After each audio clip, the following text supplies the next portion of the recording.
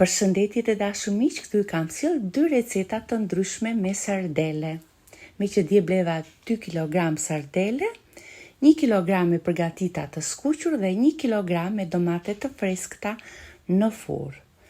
Receta të thjeshta, por fantastike, shumë të shijshme.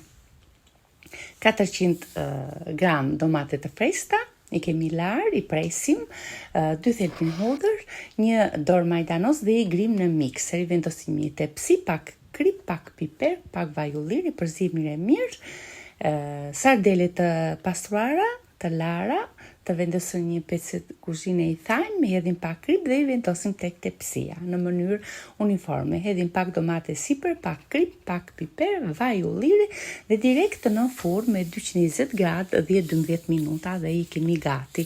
Hedhim pak majdanos të freskët sipër dhe gati. Sardelet e tjera i skuqim me vaj të bollshëm, i vendosim një letër për të kulluar vajin, i vendosim në një pjatë, pak majdanos të freskët, feta limoni dhe gati për të shërbyer.